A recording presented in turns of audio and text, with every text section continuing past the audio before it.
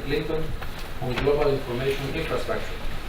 So, Martin and Michael and Martin, thanks for coming to the University of Cyprus. Thanks to Startup Cyprus and Stavriana for organizing this event. And without further ado, I will pass the floor to Martin and Michael. Well, thank you very much, Marius. I want to start by thanking Fabiana. I know in Cyprus, at least, she's one of those people who only needs one name, sort of like Madonna or Jay-Z or Beyonce.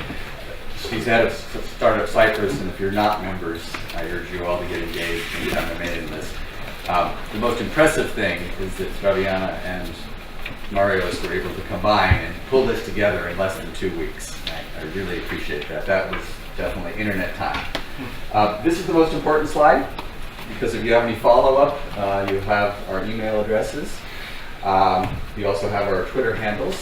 I'm going to be tweeting some of the content from this lecture after the fact, and so you don't have to take all that many good notes, because I'll be putting out the URLs for some of the references and providing some other pointers if you want more information. This is not a sales pitch for Cloudflare. This is a discussion of where the internet's going. If you want a sales pitch, I'm happy to arrange that with our headquarters in London, and give me your card afterwards, or just send me an email. As was mentioned, I've had a very bizarre career. I started out working for Senator Gore in the US Congress. 30 years ago, we held the first congressional hearing about the internet. Nobody showed up. But even 30 years ago, we understood how important this was going to be. I then went to the White House with Vice President Gore, worked at IBM, and about 10 years ago, I started working at Georgetown in a program in communications, culture, and technology. So I was a visiting professor of internet studies, and that's one reason I love coming to campuses and talking to students. How many of you are students? And how many of you are computer science students? Okay, good. And how many of you don't program every week? Okay, so good. That gives me a sense of who's here. Sorry to make you admit that. Okay, so anyway, I've been at Cloudflare for almost 4 years. For the first 3 years, I was in charge of global public policy. I was based in Washington, and I was working with governments around the world to SSS, Stop Stupid Stuff. Lots of proposals to redesign the internet and to restrict it, contain it, and our mission was to make sure the internet was an open, creative place for innovation. And that's what we've been able to do. I moved to Cyprus in March because my partner lives here, and I changed jobs. I'm now very much focused on working with governments and large corporations to devise their cybersecurity strategy. So rather than dealing with the whole range of policy issues like telecommunications, privacy, net neutrality, I'm much more focused on details, getting cybersecurity right. But obviously, for 30 years, I've been working on public policy, so I'm happy to answer questions on that as well. As a professor, this is what I did. Provided a framework for thinking about a topic, told stories, assigned readings. Most important, try to start a discussion, and that's what we're going to do today. Most of this period will be devoted to Q&A and discussion. I also required term papers, and I graded students. I'm not going to do that today. So in order to get the discussion going, Martin and I are going to talk for about 10 minutes, maybe 12, provide you with some context on how we see the internet going, and then we'll have time for Q&A. This is the advertisement. Cloudflare is helping build a better internet, and that's why I joined the company 4 years ago. We're now more than 700 people, headquartered in San Francisco. We have almost 200 people working in London, and a very fast-growing office in Singapore, and one person in Cyprus. Martin is sometimes based in San Francisco, but he has the distinction of having more frequent flyer miles than anybody else at Cloudflare, and has been flying to 110 different countries over the last 30 years. So I'm going to focus primarily on what we do with the internet. He's going to focus a little bit more on how we're building the internet and making it better. This is some of the places that Martin has been flying. We now have 153 data centers, and by the end of the year we'll probably have 200. We're working very hard to get one here in Cyprus. These are the data centers that make Cloudflare service as possible. The other important number is that we have enough capacity to carry 15 terabits per second of data between these centers. And if you go to a website, there is a 10% chance that you're actually not going to the website owner's server, you're coming to one of our data centers. And we're using our data center to provide you with the web page that you want. This is where we're going to be by the end of the year. And this is the other number we're proud of. 95% of all users will be in a country that has a data center. So pretty impressive growth for a company that has less than 1,000 people and has only been around for about 8 years. On your calendar, you should mark October 4th. We are doing our birthday party in San Francisco, and we do that by having the Cloudflare Internet Summit. We find the smartest people doing the most interesting things, and we have a discussion. No slides, no lectures, a discussion about where the internet's going. And if you don't want to stay up till 2 o'clock in the morning to watch that, you can instead just watch the videos or go back and watch some of the ones that have already happened. We've had 4 internet summits already, the last one in London. So you've all read about the internet, you've been studying it here in this class. If you go back over the last 25, 30 years of the internet, you see a number of important breakthroughs, new technologies that opened up new opportunities. First, internet was just a bunch of dumb pipes. It was pretty darn simple. You had a computer, you had routers, and you had servers, and you just moved between them. Even in the early 80s, you didn't even have domain names. You had to type in the address, the IP address, to get to where you wanted to go. So 83, we got the domain name system. 89, Tim Berners-Lee created the World Wide Web. Again, total transformation of what you could do. Then we got the graphical web browser. We finally invented security for the internet in 1994, secure socket layer. And then at the same time, we started discovering that you can embed a lot of computing power on this network. And slowly we developed what we have today, which is the cloud, and the ability to not only move bits around, but actually process bits in the cloud. Amazon, Alchemy, Microsoft, IBM, they're all making a lot of money on cloud computing. My story today is what comes after cloud computing. And the answer is edge computing.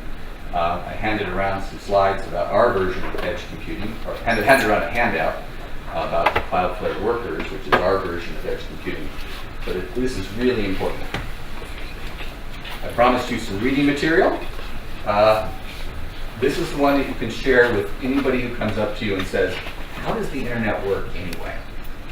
This is for non-technical people. Martin actually introduced me to this book about 3 years ago. We give away dozens of copies of this book every year because it's actually a field trip to the internet. The subtitle is A Journey to the Center of the Internet. And it's non-technical, lots of pretty pictures and diagrams explaining how do the bits get from here to there? How does the domain name system work? How does the cloud work? Really very valuable. This is a more technical paper. It's by David Clark. He's not the father of the internet, but I call him the uncle of the internet, because he's been working on the internet for about 40 years at MIT. He has trained some of the most talented people that have built some of the most important applications of the internet. And he wrote a paper called Control Point Analysis, and it walks you through how the internet actually works. When you send a web request, what actually happens, and how do you set up the internet, and what do you have to do? This is a slide from that diagram, showing how the internet worked in the year 2000. And it just goes to show, what happens when you type in that URL, and how does it interpret that and turn it into an IP address, and how do you get the security you need? If you really want to understand how the internet works, David Clark's paper is a great introduction. So what's next? Well, the first thing I mentioned is we're not just connecting everything, we're adding compute. And we're doing it everywhere. This isn't just for Europe, the US, and the developed countries of Asia. This is for Africa, this is for Central Asia, this is for the Caribbean, this is every corner of the world. Second thing is we are building these new services on the internet. And I'll describe 4 examples. And those services are going to be available to anybody and everyone everywhere. And that's going to lower the barrier to using full power modern applications. To make that really useful, we need security. And just in the last couple years, there have been some major advancements on making encryption much better, much simpler, much faster. This is Crypto Week at Cloudflare. Every day this week, we've made a major announcement about a new development in encryption. And I think if you're, how many people follow encryption or want to be cryptographers, you're going to be very wealthy. But anyway, you might want to see what we've been doing this week. One of the pioneers of, Nick Sullivan, who's the cryptographer who invented the cryptography for iTunes, is head of our crypto team. He's been doing some very exciting things. Encryption is going to be part of the security we need for the Internet of Things. I'll talk a little bit about that. But the other bumper sticker I want to leave you with is that we are building the programmable cloud. We are building this network, thousands of different data centers, and individuals, tens of thousands, maybe hundreds of thousands of people are going to be able to actually program that whole system. And that's what's different. This is another article for people who aren't necessarily very technical. If you're trying to convince your CEO or a non-technical CEO or a politician or a newspaper reporter, have them read this article. It came out in The Economist magazine in January, and it really describes what's different, what edge computing is. And I will be tweeting all of this from my account, so you can use that as you can go back to that. If you're not reading The Economist, they do really good tech reporting. This is their latest issue. This is actually the best issue they've written in 25 years, so I'll do an endorsement for this. It's all about how to fix politics around the world, and they explain that in 6 pages. It's really good. So let's talk a little bit about what we can do with this programmable cloud. This is what made Cloudflare famous. On this side, we have a DDoS attack. How many people have suffered a DDoS attack? Okay. What happens with a DDoS attack is some malicious hacker takes over thousands or even hundreds of thousands of computers, infects them with a virus, and uses them to send bogus requests to the website.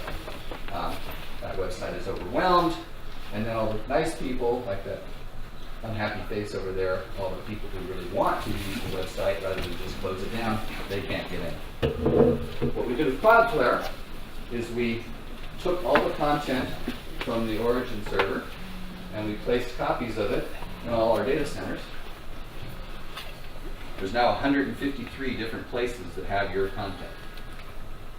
A malicious hacker, no matter how many bots he or she has, isn't going to be able to get through our filters, and even if they could get through our filters, they wouldn't be able to overwhelm 153 different data centers. So happy customers still able to access the website. So that's the classic service that we provide. That's what we started out building 8 years ago. And that's why we have this international network. But the other thing we've done, where we're making lots of our money now, is through content distribution networks. How many people know what CDNs are? Okay, great. The secret there is that you take the data from your customer's website and you put it on multiple data centers around the world. And that means there's more reliable access, but more importantly, that means there's much faster access. This is the situation for a lot of websites today. Still, there's one center, one server owned by the website. In this case, it's somewhere in Iowa. And it serves content to all the different users around the country. Now, this is just a national example for the US, but you can imagine that that distance means it's going to take a while to deliver the bits. In this case, average of 31 milliseconds to go back and forth between the user, who might be in Seattle or New Jersey or Texas. If instead you take that same data and you put it on those red dots, those are the data centers, now the data centers are much closer to the users. Speed of light does set a limit, but you can deliver the bits in 9 seconds or less to most of the customers. So that's what CDNs do. This is a big deal for the US. It's an amazing deal for places like Cyprus or remote corners of the world where Martin likes to go. Because now, rather than having to transport data thousands of kilometers and back, the websites that we're offering service to, their data is right there in the country waiting to be pulled down. And so we can cut the latency by 50%, 60%, even more. This is another example of a cloud service that we can provide. This is something we just started providing last year, and it's basically how many people know what Waze is? W-A-Z-E. This is one of the cooler things that they've developed. Taking data from cell phones, they can track where cars are traveling on freeways and on surface roads. And by tracking where all the cars go, you can see where the congestion is, and then you can offer up better routes for people who are stuck in traffic. So that's what we do with our data centers. We've got 153 of them, and so we know where the traffic is flowing around the world, and we know where things are going more slowly. That's interesting. It's very dramatic, thank you. Argo's pretty dramatic, but not that dramatic. But the story here is that rather than having your traffic go where everybody else's traffic is going along a congested network path, we route you through our data centers. And again, we're using the whole system as one giant computer to route traffic the best way. And again, people are paying us a lot of money, particularly companies like market companies for trading stocks, cryptocurrency. Some of the big users are the online gaming people and the betting companies. I mean, they want people to get their bets in on time and not be slowed down by congestion.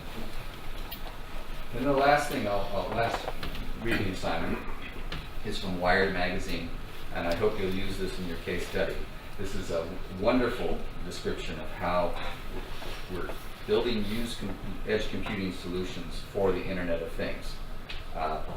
Right now we have 4 or 5 billion people online, maybe 10 billion devices. Pretty soon we're going to have 100 billion devices. And controlling all those is going to be very, very difficult if each of those devices have to send signals thousands of kilometers back to some central data collection point. With our systems, again, using our data centers, using our technology, and using something called access, we're able to secure those devices and quickly respond to the data that they're delivering. To summarize, this is the slide I'll share. I'll share all these slides. What this new world means is that we're able to replace hardware with software that lives on the cloud and on the edge. We're able to make it much easier to manage how your website works because somebody else is managing most of it for you, making sure the bits are delivered. We're able to integrate several different things together. It used to be you had to buy one piece of hardware to protect you against a DDoS attack.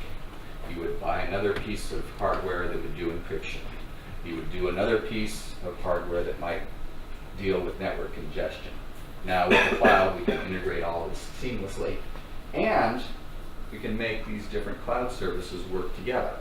So one thing we're offering is the ability to use Amazon Web Services for some compute problems, combine that with a Microsoft Azure solution, combine that with an IBM solution, making sure that you use the cheapest, best one for whatever problem you have. So just to conclude, a few tweets. The internet is changing faster than ever. I've worked with a lot of government people over the years, and the thing that makes me most angry is when they say, well, the internet's a mature technology, you know, and it's really important, so we'd better regulate it and make sure it doesn't change very fast, because everybody relies on it. That's the craziest thing I've ever heard. The internet is changing faster than it's ever changed. when I first started working with the internet back in the early 90s, the web was the big, exciting technology. We now have 6 or 7 technologies that are as exciting as the web and are going to change things as much.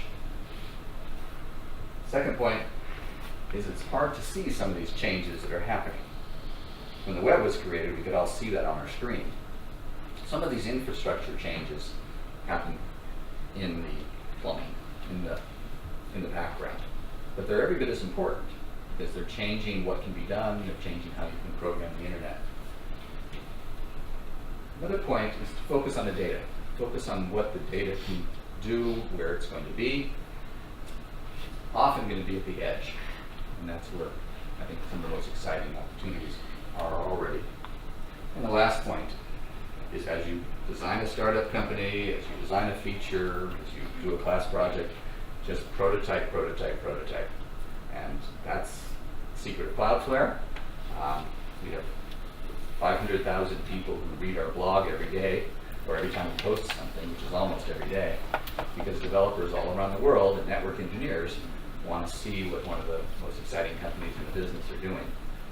And we often are doing prototypes because we put out an idea, test it out, invite people to join us, and they test it, they improve it, and they go on from there.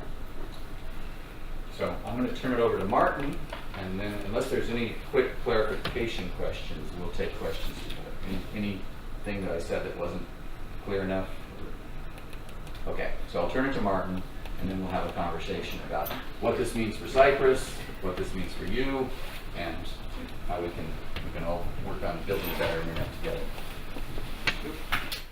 First of all, seriously great to be here, both in Cyprus and at the university. I'm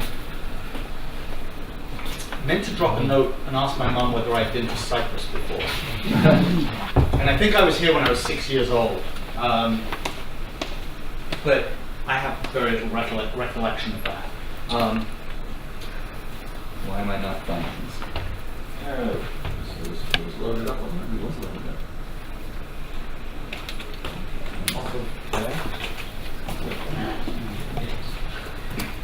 Anyway,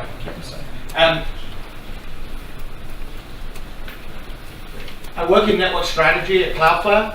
So basically everything you heard about Cloudflare, there's really only one thing that I have anything to do with, which is those dots on the map. Your 153 is wrong, by the way. That's the correct slide from marketing, but UB in Mongolia got turned up within the last 24 hours, so now we are 154. That's what we do. And by the way, I also know where the next set are, but we always like to leave those as a surprise until we actually announce it.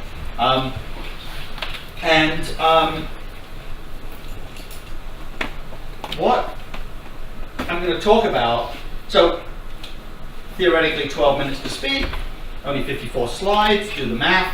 I'm not going to use all those slides, but I'll make sure that the URL for them gets distributed, and because there's a lot of reference stuff in there. So what I'm going to do is I'm actually going to go talk about something that is underlying what we do and makes what we do work, but also makes just about the whole damn internet work.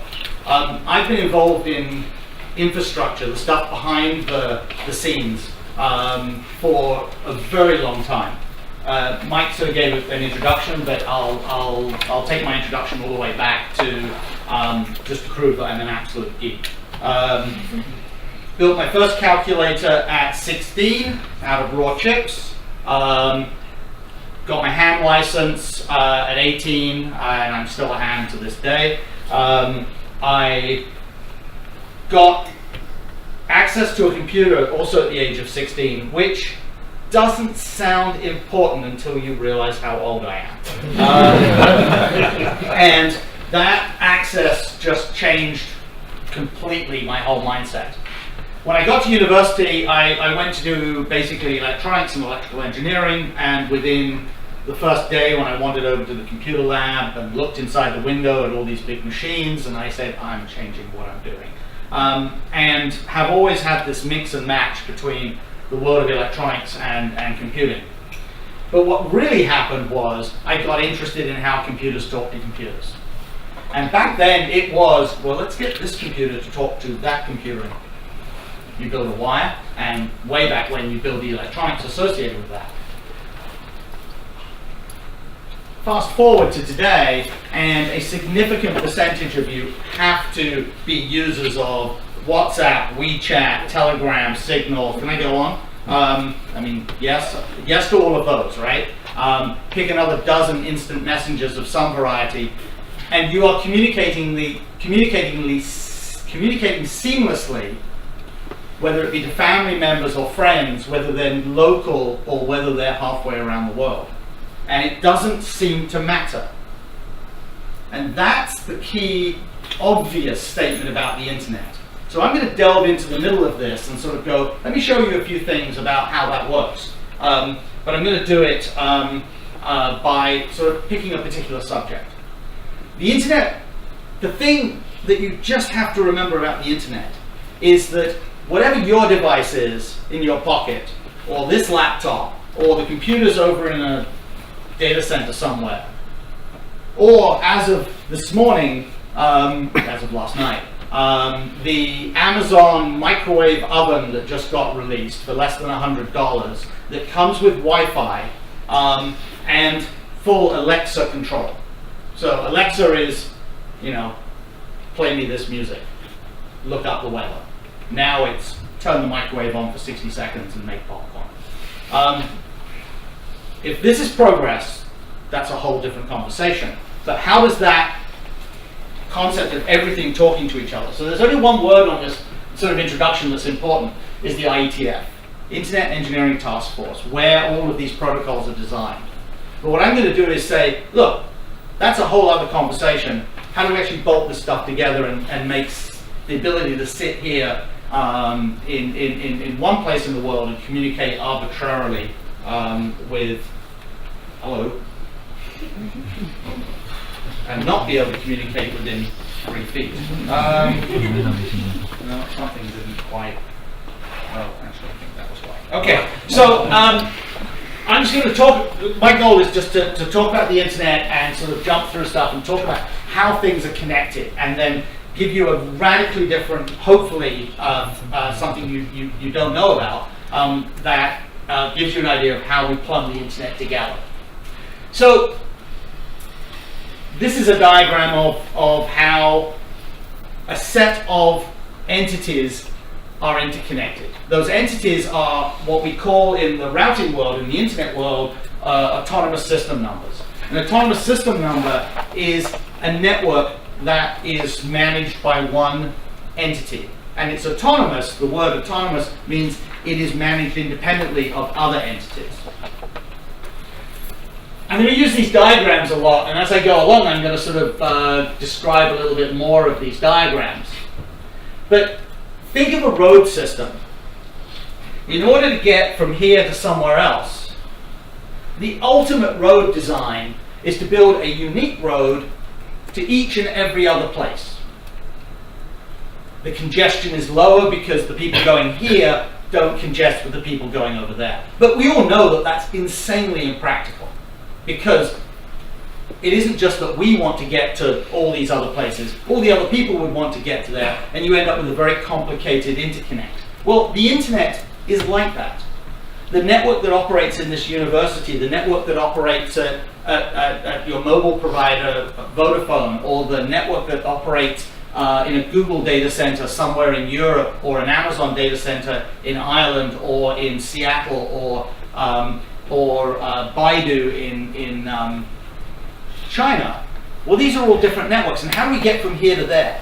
So it turns out that we can't really connect everything to everything else, but that actually does exist at one particular part of the internet.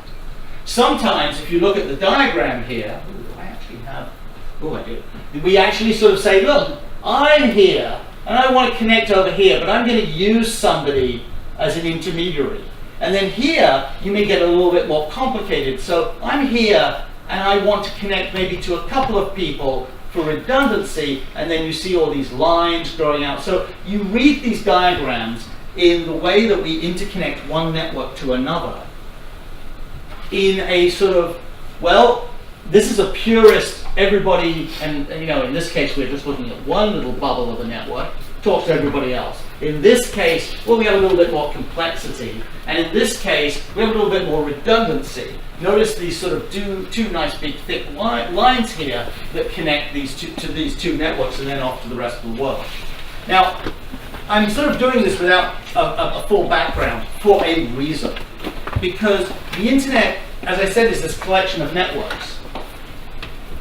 It isn't pretty.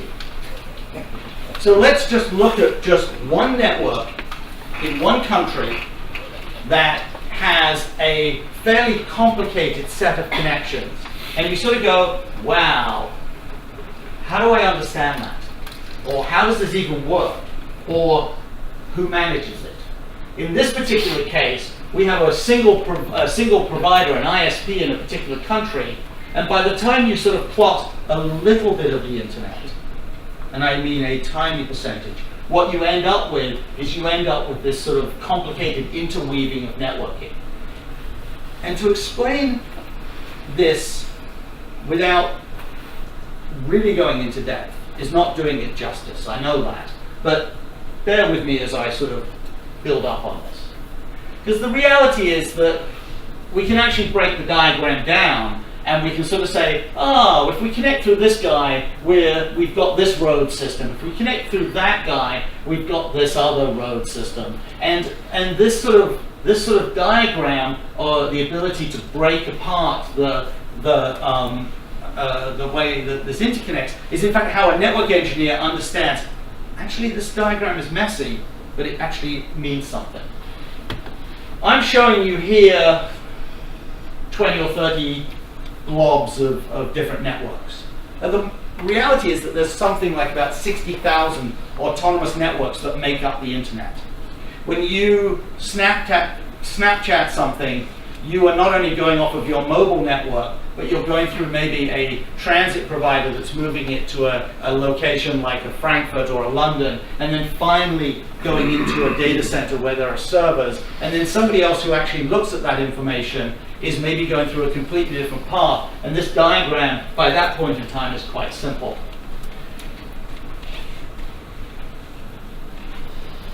In the internet, the other thing that you know is that not only can you sort of talk to everybody, but it seems to be getting very cost effective. And the reason is because networking has got to the point of realizing that you want to take one provider, talk to another provider, and those two providers are sort of equal. The mobile operator in Cyprus, the mobile operator in Italy, the mobile operator in Poland, the mobile operator in New Caledonia, halfway around the world, well, they're all pretty equal players. So the concept in the internet infrastructure game was peering. Peers, when two people are peers, they are sort of equal. One isn't the boss of the other person, one isn't better than the other person, they're sort of equal. So peering turned out to be what I started focusing on heavily for basically the last 25 years. And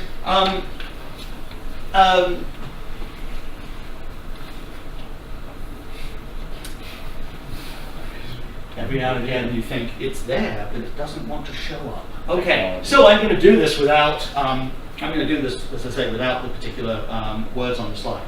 In the peering world, as I said, you deal with a network that is equal to another network. And you say, right, I want to interconnect those networks and actually make them send traffic. So if I've got a bit over here or a website over here, and I've got a user over here that wants to access it, I can use a peering relationship in order to make sure the bits connect. It gets a bit complicated, but the opposite of that is a transit network. And these two terms are the two terms that build up basically how the internet is plumbed. Transit is in fact actually what you do with your passport. You take your passport out, you go through to a different country, and you use your passport, you show it to the guard, and you're essentially saying, I wish to transit through your country.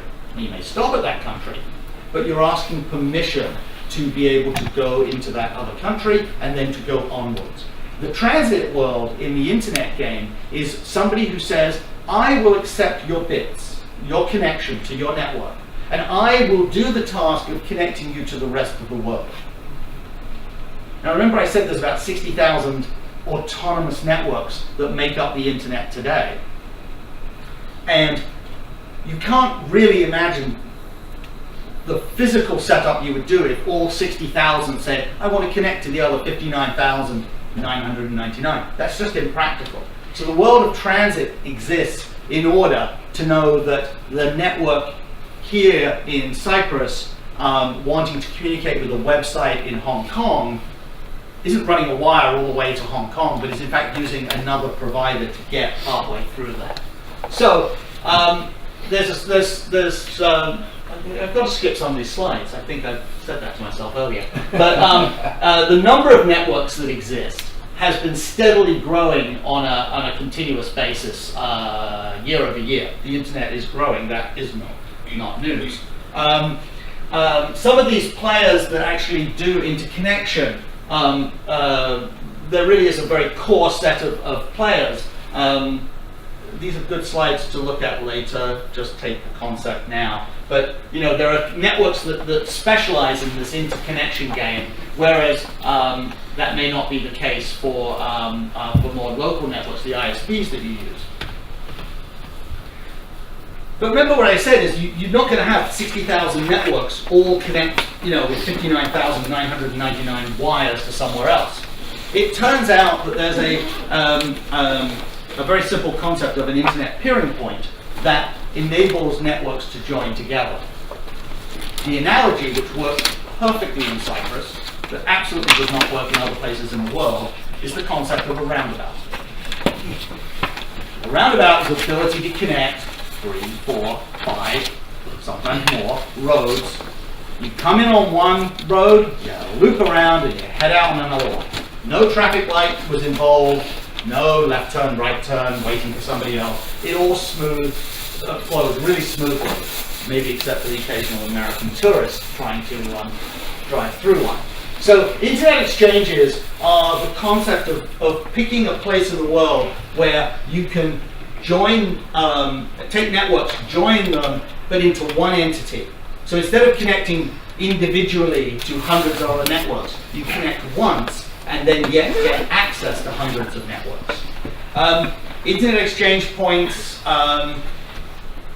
you look at some of the ones that have been around 20 plus years, and some more than that. This is by today's method of interconnecting, a very sort of obvious way to do it, but it wasn't obvious way back when.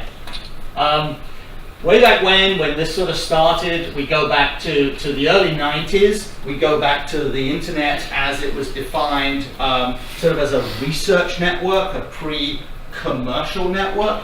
This is sort of before Mike's time with Al Gore. It's actually, I didn't really put my timeline up, it's after I got to start playing with this. My timeline starts with TCP/IP at about 1983.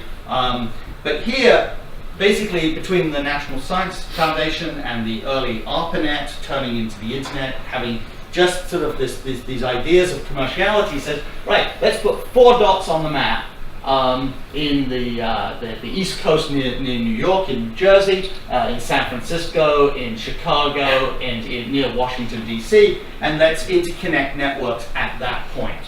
And from a timeline, this took a long time. The comment that Mike made about the internet just changing and growing and being innovative on a continuous basis now, if I remember back to these days, the timelines were horrible. And then something else happened is that in true, and this is a Silicon Valley, this is actually the real sort of picture, it's about as good as it gets if you do a Google search on it. Milo Mendin in Silicon Valley says, wait a second, this government mandated or ideated stuff is all well and good, but us commercial guys want to actually start building internet for commercial reasons. And so here literally is a paper napkin at a restaurant with a diagram on it saying, well, we could do this here and that here, and we can connect it, and then we could, we can take this ISP here and this ISP there, et cetera, et cetera. And that actually became the instant start for this idea of commercial or proliferation of internet exchanges. And they proliferated. If I really drew this diagram, I would put 400 dots on the map. But that defeats sort of the object. It becomes just too messy. So let's just roll it back and look at where some of the major places that people have said, let's interconnect the internet. And where did they end up? They ended up still in the US, obviously because the US was very dominant in the internet space. But you ended up with West Coast sites and East Coast sites. You ended up with this site in Miami, which turned out to be the interconnection point for just about the whole of Latin America and bits of the Caribbean. In Europe, you ended up with London and Manchester and Amsterdam, and they became the center of the internet purely because somebody put this concept of an internet exchange point there. In Hong Kong, the same thing happened, and then although Hong Kong was very Hong Kong-centric, instantly it became a great place to run undersea cables from different countries around Asia, and therefore it became an international hub. But fast forward, and you realize that in Brazil, I drew just one dot here, but that's totally wrong. There's a dot in Sao Paulo, there's a dot in Rio, the two major areas of internet interconnection points. Brazil has a statistically large number of internet service providers, a really large number. There are in fact 26 dots now on the map, of which most of those dots were pretty underwhelming. There weren't many ISPs there, and then there were, and we'll talk about that in a second.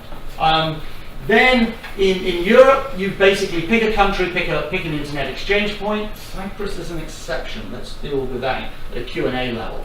In the Middle East, we've got a much slower process here. The Cairo Internet Exchange, which is now 20 years old, is a great example of this. In Africa, predominantly in Johannesburg and in Nairobi.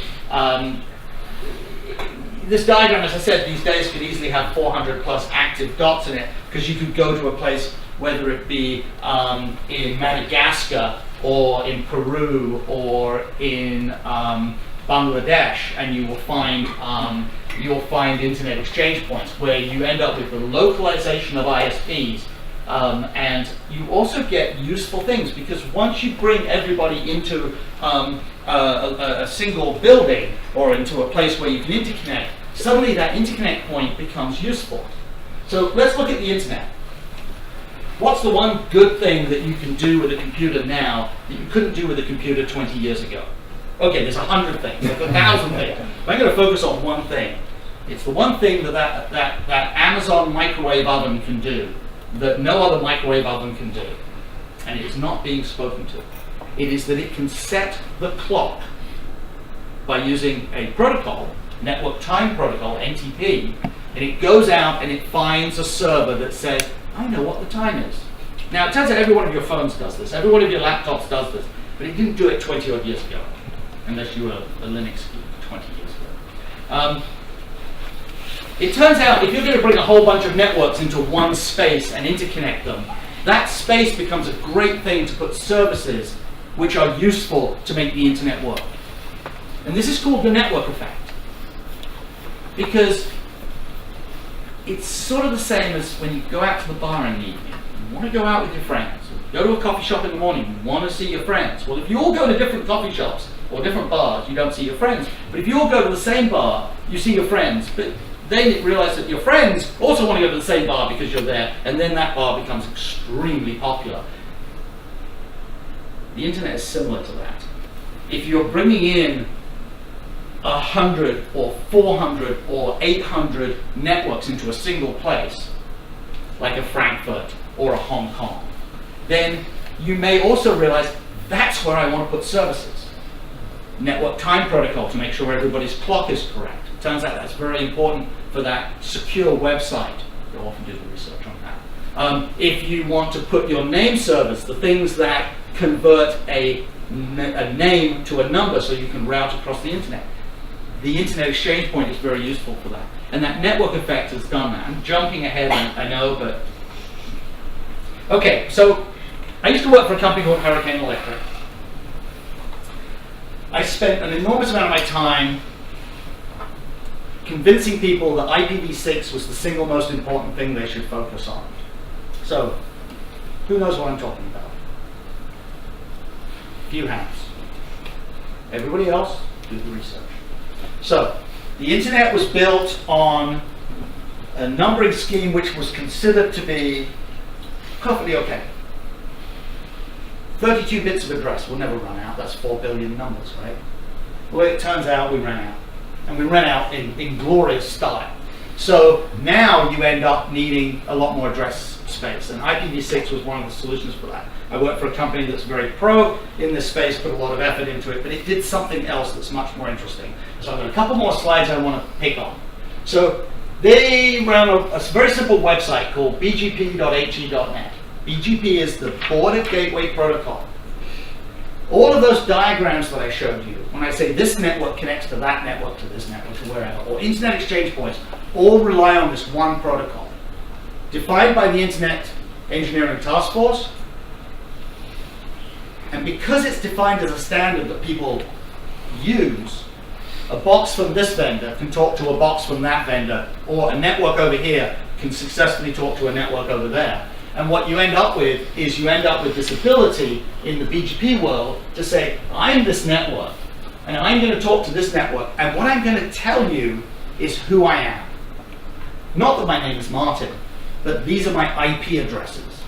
These are the network addresses that I own, and that I want you to send down this pipe when you can to talk to me.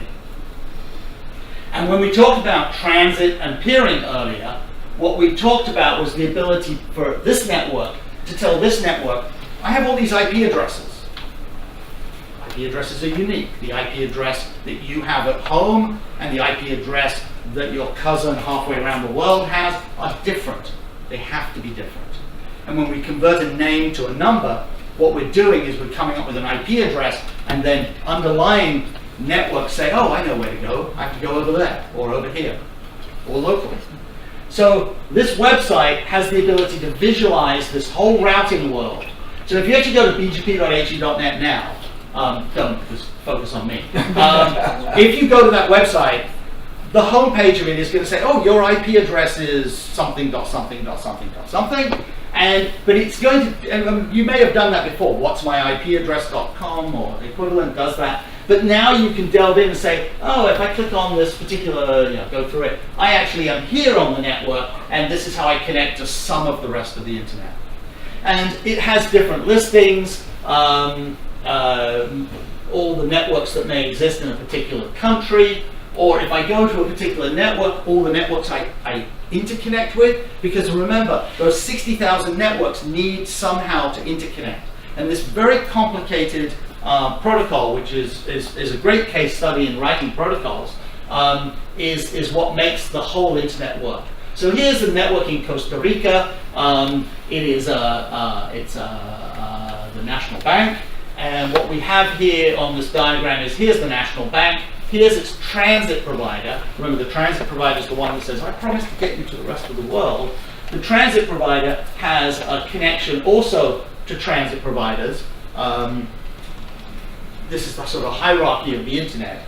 And then finally, you sort of get to a set of networks. And you go, wait a second, I told you there were 60,000 networks out there. Well, it turns out there really is a center of the internet. The center of the internet is essentially a handful of networks, about 12 or 13, that somehow span the globe in some way. And they all interconnect with each other in many, many places around the globe. And those networks are called the tier one, the top set of networks. And they don't have to be used, but they become a great place to go at the last resort because they will get you to everywhere else, by hook or by crook. So this diagram does not need to continue to show 60,000. It can sort of stop there. Right, so diagrams can get more complicated. They can also get very messy. I showed you a diagram earlier that was quite messy. And this site actually has a lot more information in it, which is great for debugging networks, but it sort of gives you this great insight. And the internet at this level is completely open. All of this information is public, all this information is live, all this information is archived by different research groups. All this information can be researched extensively or simply be used to say, how am I getting from here to an Amazon or to a random website? Right, so turns out you can use this information, as I said, for research, so I'm going to just run through some diagrams. It's sort of fun to look at. And I don't have one for Cyprus, and I apologize, but here's an example of using the data in 2013 to look at what the Democratic Republic of Congo looked like network-wise. And then later on, we actually find out that there are more networks in the DRC. Okay, that's sort of interesting, but all that information is public. Liberia, simple changes here. The Seychelles is a great example because literally in 2010 they got their first undersea cable. So now we're talking about islands and undersea cables. And that book that Mike put up on the screen called Tubes is a great example of a read about that. If you don't want to buy the book, the other article to look for is Wired Magazine, Neil Stevenson, 20-something years ago, about the FLAG undersea network cable, because it's a very easy Google search to find that. It's a beautiful read because it's Stevenson. Anyway, they brought in a single undersea cable, went to Dar es Salaam in Tanzania, and this is literally the executives getting their feet wet, pulling the cable in. It's a big deal. And then networks, sort of, the various networks that existed there, were sort of, you could tell that a few interconnected with each other, but most of them just went off to the rest of the world. Now let's look at something more complicated. In Lebanon, and I just had this, literally random countries on this slides. Now you start seeing a little bit more complexity. It's a different way of looking at the same diagram. Here's a particular network. I can't read what they say either, so don't worry, it's not your eyesight. It looks better on the screen. Here's an ISP with a bunch of customers. Here's another ISP, here's another ISP. Notice how they're sort of interconnected with each other in some way or other. Here's intermediary ISPs with what we call multi-homing, more than one connection. And then the rest of the world is sort of just diagrammed here as this simple square. So, as you get more networks, as you get more internet service providers, things get a little bit more complicated. So, here's a bunch of other simple ones. Notice Chile here. So Chile is a country that actually has internet service, multiple internet service providers, and has internet exchanges. In fact, sorry, up until now I haven't shown you a country with a very active internet exchange.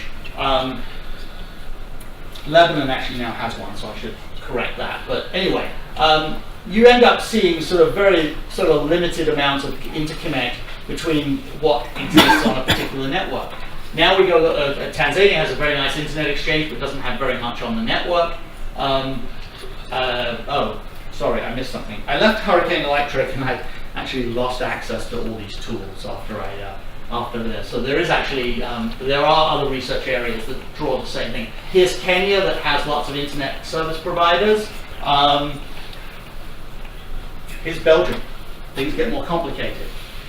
But the same internet protocol, the border gateway protocol, runs this, and runs it very cleanly.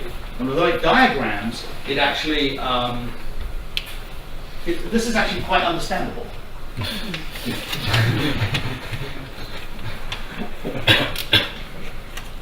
Yesterday was the meeting in Paris of the France IX, the internet exchange that exists both in Paris and in Marseille. These are the two major gateway cities for the whole of France. It is where undersea cables come into Marseille from places in the Mediterranean like here or North Africa, or if they come through the Suez Canal or through Egypt and all the way from Asia, Middle East and Asia, and from Africa. But, France has an awful lot of internet service providers or banks or hosting companies or whatever. Somewhere inside this diagram is Dailymotion, which is a French company. But in the middle of this, the reason why there's so many lines is because they have a very active internet exchange point. Here's Germany, which has an even more active internet exchange infrastructure and is a bigger country and therefore actually has more on it. Here's the UK. You could go on. You understand what I'm saying here. But this is looking inside a single country. What happens if we actually look at different countries and how they interconnect? Now, the internet's sort of an interesting place because if I remember, I said earlier, and I'm going to stop after this because the rest of the slides sort of delve into other aspects, including policy. But the internet works because you can WhatsApp your cousin halfway around the world, or you can Skype somebody else, whether they're local or whatever. Look at this diagram for a second. Think of the geography of Latin America. Panama is not next to Argentina. Honduras is not next to Argentina. And we continue, right? Belize, Mexico, okay, they're getting close. So what actually is happening here is that you're looking at how networks interconnect on a protocol level, but you're not looking at how they interconnect on a physical level. I'm pretty much guaranteed that Panama is going all the way up to Miami, if you can sort of visualize the map, and then all the way back down past Brazil to Argentina. But by measuring that, you can also measure what the relationships are between different countries. Peru is close to Chile. That actually sort of makes sense, and that's probably allowed to be local. Bolivia is a landlocked country, and it's connected both physically and internet-wise between Chile and Brazil. Somewhere here should be Paraguay, which is Argentina, and then a lesser extent to Brazil. Well, that actually kind of makes sense. Again, Paraguay, a landlocked country, sort of using those two other countries to provide its connection to the rest of the world. And there's no rest of the world on here, because that's really talking about what the interconnection is. The internet is very complicated. As a road system, you're getting a view of just how complicated it is. I realize actually got one other slide up I'll show. Let's look at the politics of interconnect here. This is a set of countries in and around the Russian Federation, some of them in Eastern Europe and the like, some of them into Central Asia, and some of them beyond. And you sort of look at some of the connections here. Some make sense, some don't make sense, but what you sort of notice here is that the Russian Federation does a very good job of delivering internet to the Kazakhstan, and Kyrgyzstan is actually dependent on Kazakhstan quite heavily. Tajikistan's all the way out and totally screwed. It doesn't connect to the rest of the world. It has to pay into its neighboring countries in some way, etc., etc., etc. And you sort of see this, and you can infer some politics associated with this. I am going to stop at this point, but there's some other graphs that I've done, and work I've done in this area. Why does Mozambique, which is at the bottom of Africa, buy transit from Portugal Telecom, which is a long way away, to connect to the rest of the world? And if you remember back to colonization of Africa and what the graphs look like, wow, that's actually where this is. It turns out when you look at French-speaking countries in Africa, they buy an awful lot of internet connectivity out of France. Old habits die hard. And while you understand politics and understand the relationship, it turns out in the internet, when you look at how networks interconnect, you see that politics, you see that history. But Snapchat still works. Google still works. This is actually the cool part about this, is that as complicated as these diagrams are, the reality is that most of them are in fact actually still letting the internet work the way it is. I'll stop. I hope this has given you an insight into something that you don't normally see. And it's what excites me. It sounds strange to say it, but doing all this plumbing, doing all this back-end plumbing, is something that has kept me busy now for 25 years, and I'm not ready to stop yet. But Thank you very much, Martin. How much time do we have? Yeah, we promised you a discussion and we talked too much, but we have 10 minutes. I'd like to make sure the students get the first questions. So anybody have questions for us? And if you don't have questions, we're going to ask you the big question, which is, how do you think we could make the internet better in Cyprus? So. By the way, if you feel concerned asking a question in English, you can ask in Greek and I can translate. If you feel more comfortable. And you can also send emails or tweets to the addresses you saw on the screen. I've been tweeting here at Next4Net. So if you want some of the references that I mentioned, you can go to Twitter, and Next4Net is where you'll find those.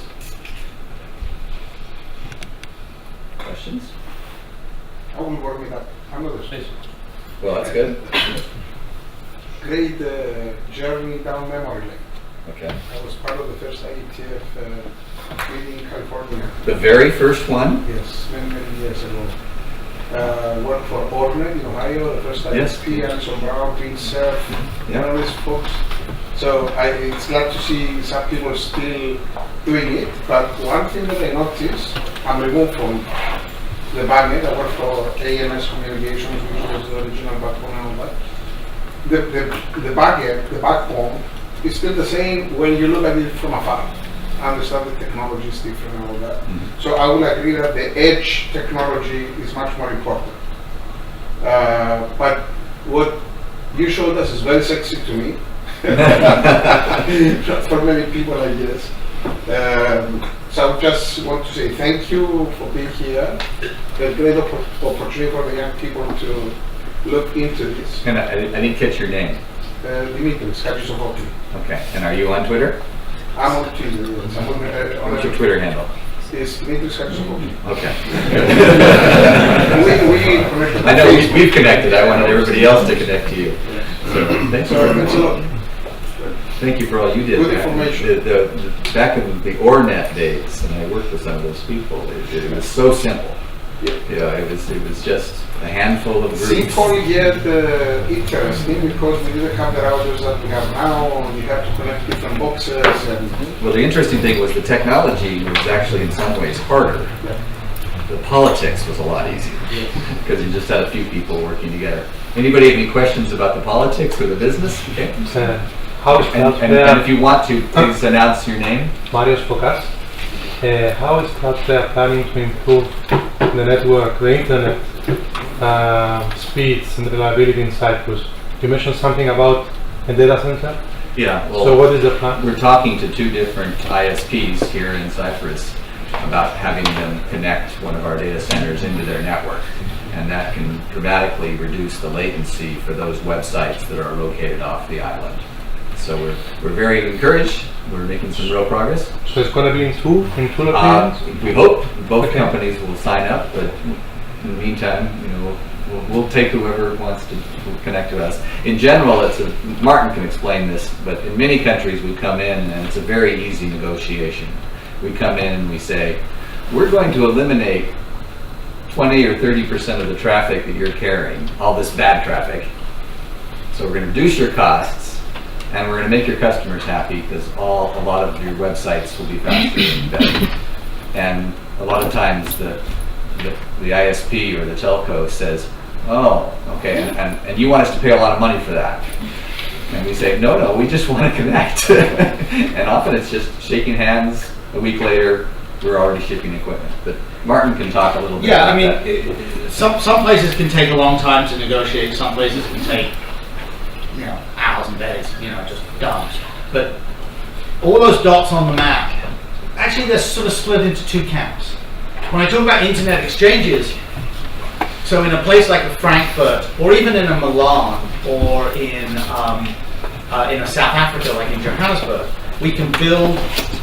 We don't talk to anybody. We really don't need to talk to anybody. We find a data center that has an internet exchange point. We engineer up a couple of racks of equipment, And then at the Internet Exchange point, we can go out and request that we want to set up a BGP session. In other words, the ability to communicate between all the members there. And it's yes, yes, yes, yes, yes.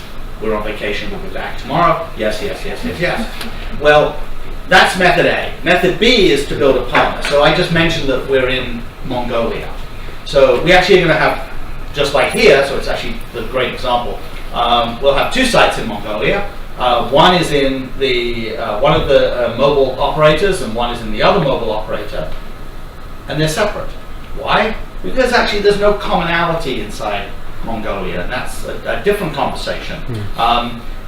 There's no single place to go where we can get both of them, so we're building two different systems at about half the size because of the split. And we have one of them up as of, as I said, in the last 24 hours. So that takes a little bit longer because what we're doing there is we're doing a commercial deal. We are doing a deal that has the ability to service just one provider, that has some different legal requirements. Cyprus is just been a long conversation. I'll just admit that right now. But I can beat it by far with conversations other places around the world. It just sometimes takes a long time to get to the right person and talk to them about the right thing and sort of turn around and say, look, we're really going to make the internet better. And that is important.